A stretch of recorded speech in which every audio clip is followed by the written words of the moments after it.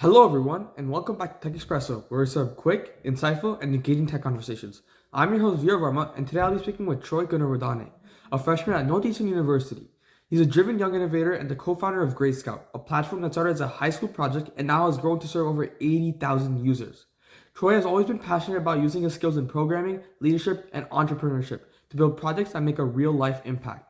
Now at Northeastern, he's focused on expanding GradeScout's reach and continuing to develop meaningful solutions that support and empower students in their own academic journeys. Let's get right to it. Hello, everyone. I'm here with Troy, and today we'll be talking about his journey in computer science, his experience in creating GradeScout, and his advice for people who are starting computer science. So, hello, Troy, and thank you very much for coming. It's an honor to have you. Yeah, thank you so much for inviting me. Yeah, absolutely. So, Troy, you just recently graduated from JP Stevens and now you're a freshman at Northeastern. How has the transition been so far? Yeah, I think it's been pretty smooth. JP was a very competitive, academically competitive high school. And honestly, I think that made the transition to college a lot easier. I think a lot of JP kids will tell you the same thing. Adjusting to the workload, you go from having like 7 or 8 classes a day in JP, back to back from like 7 a.m. to like 2:40 or whatever p.m. Yeah. To college where you might be taking like only 4 classes at once and they're like spread out throughout the day or throughout the week or whatever. Yeah. So I'm pretty sure like any college student or who came from Edison will tell you something similar. But I think the transition has been pretty straightforward for me. And aside from academics, I've been joining a lot of clubs, a lot of extracurriculars over there. And the great thing about college is usually you find that the student organizations they have there are like much more niche to your interests. Yeah. Versus at JP or any other high school, you might only have like very generic clubs like a business club or robotics club is cool. I did robotics, but Yeah. you know what I mean? Like you can find like at Northeastern, there's like a Formula racing club where you build a Formula car, or there's like a Mars rover club where you can build a Mars rover. Or there's countless other hundreds of other student organizations. So yeah. Yeah, it's wonderful. Going from high school to college is already like a huge step itself, but like you're studying computer science and at one of the top colleges in the world that teaches it. And now that you're teaching, now that you're learning computer science, sorry, now that you're learning computer science, how has that computer science helped you refine your technological skills and also just your skills in general, like in your daily basis? I think computer science is a very problem-solving oriented field. And growing up, I tended to apply my computer science skills in any way that would speed up my workflow. And I think that's going to be a big thing moving forward with generative AI and such, AI agents, etc. Really just finding ways to apply technology to non-technological fields. Like just generally speaking, I used to like automate any kind of manual task that I would have to do using a few lines of code, even when I was in high school. And I felt that really improved my ability to perform in a lot of different roles, even roles that were not explicitly like developer roles. Yeah. Yeah, that's wonderful. Hey, and that makes a lot of sense as well. So personally, like, high school, right? I take Java right now, and what I feel like I'm being taught is like how to like easily write a code, not like to like a real world application. And one thing I've noticed in college students, several different college students who are taking computer science, they're learning like they're learning how to like apply into the real world and problem solving. And when you're writing a code, it's just not like about running the code or being writing the code and being able to run it, but it's also being able to like break it down and understand it, which is a huge deal in today's world, and it's a huge skill and help you in the future. And this helps me to my next question, which is you're the founder of GradeScout, an app which is loved by our district and probably even the state. So I've always loved GradeScout. I found it useful for several different skills tools that it offers. And when I've always wondered, like personally, like when you made GradeScout, what was your initial goal? Were you trying to like solve a specific problem, or were you trying to solve a broader solution, which is like to have like students in our district like use it on a daily basis? Yeah. Actually, if you don't mind, I'm going to circle back to what you were saying before, and then I'll jump back to this question. Yeah, sure. What you pointed out about computer science education, I think, is very important. That understanding from a design perspective how to design code is much more important than just writing the syntax. Yeah. And I feel that's where a lot of high school CS education lacks across the country. Yeah. In your Java class, for example, I mean, you must be learning okay, this is a class, this is like how you Yeah. like instantiate a variable, stuff like that, right? Yeah. But you're not learning very important design principles that Mhm. make your program easier for other developers to understand, easier for you to maintain, and other skills like that. And in a world where increasingly people are becoming worried about their jobs being replaced by artificial intelligence, you really need to have these types of skills that set you apart as a human. Yeah. Maybe one day AI will be able to do 80% of a software developer's job, but a human is going to be needed for that remaining 20%. And Yeah. it's all about who's going to be that human, right? Yeah. So you need to find a way to set yourself apart. And I think being able to understand from a deep level how to write code, how to design code, how to understand other people's code is going to be a big part of that. And I'll tell you from my experience at Northeastern, the CS curriculum there is very, very design focused. They don't even take AP CS credit there because they believe that it's just not up to the right standards. And I agree 100% because, if you ever take an AP CSA at JP, well, I'm sure you will be in a few years. Yeah. It's the same thing. They'll just teach you more syntax concepts, and they might teach you a little bit of how to understand like how a program flows and stuff. But this idea of program design is very important, and I think underrepresented before college CS education. But circling back to your question about GradeScout, I would say it definitely was started initially to solve a problem that I and my classmates faced every day, which is the same problem that explains why you're using it right Yeah. now. I just feel like the edtech space, certain parts of it are very stagnant in terms of innovation. A lot of these big edtech companies have recurring revenue from schools every year, and as long as the faculty are able to do their jobs and the grade portal continues to have those recurring contracts, there's just no incentive for them to innovate on the student-facing side. And that's really where we saw potential, or we saw an incentive to develop something better. Now, I will say at that time, we started GradeScout about 2 years ago now, maybe a little bit more.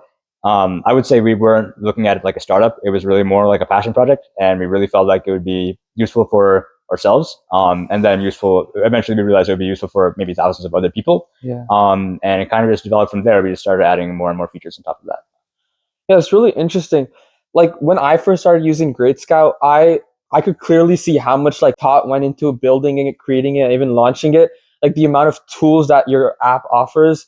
And also one thing I've noticed is that like when we first started when students like me like first started using GradeScout, we kind of like we didn't like look down on it, but we like didn't like understand it in the beginning. But as soon as we like started using it more and more often, we could like see how impactful it was and how it made a difference from our normal grading system that the district uses.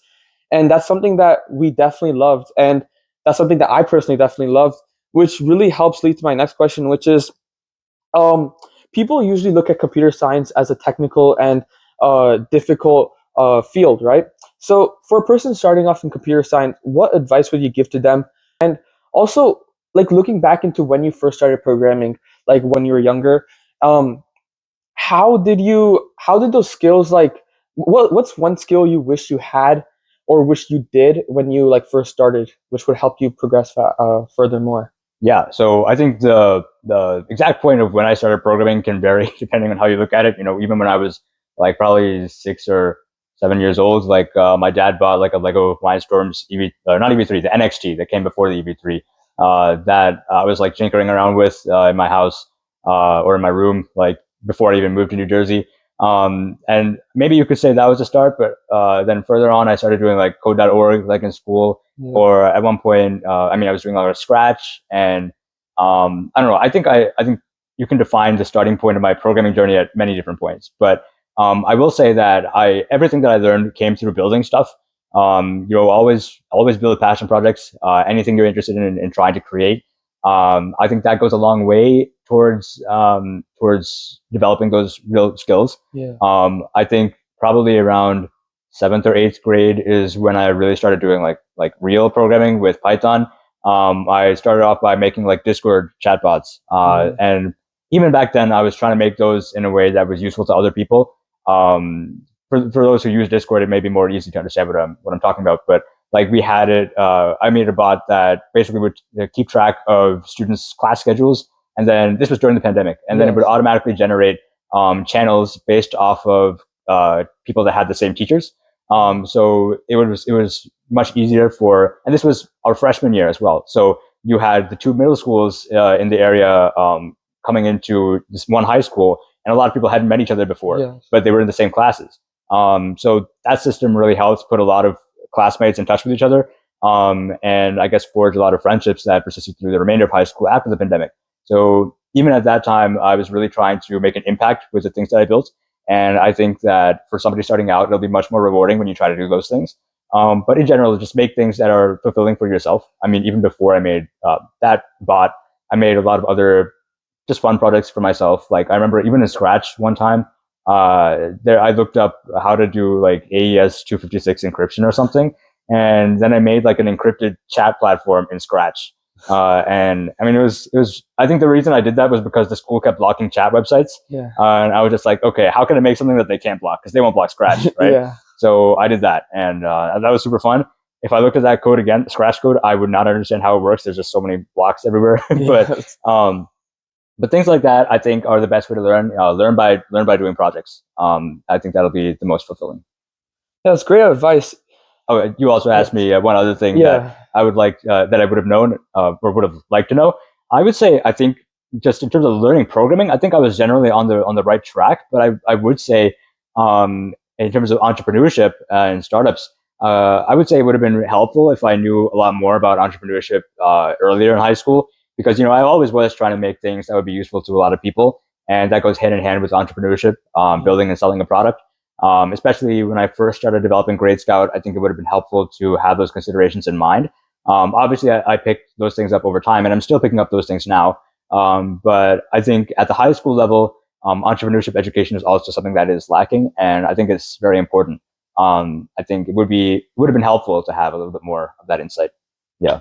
Yeah, that's really great advice. And entrepreneurship is definitely something that's lacking.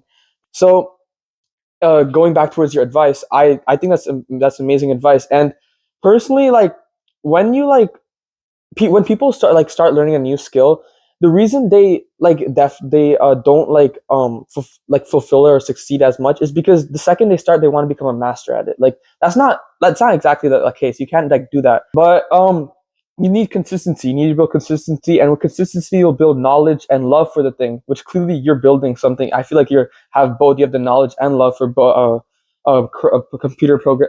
Sorry, computer science and entrepreneurship. Yeah. And when I first started programming, I definitely felt like I went through a lot. Like I just got hit with a lot of stuff with concepts in different languages, and I wanted to I felt like I could become a master overnight with this stuff. Like, what is this? Just methods, writing an if loop. Like, what is that?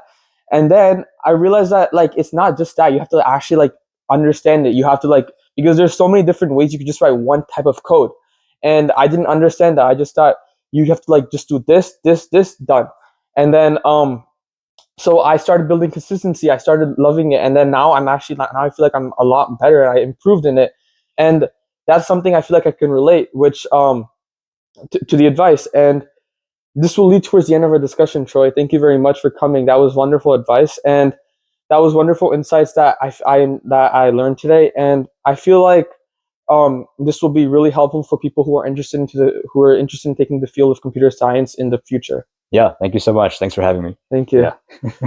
All right.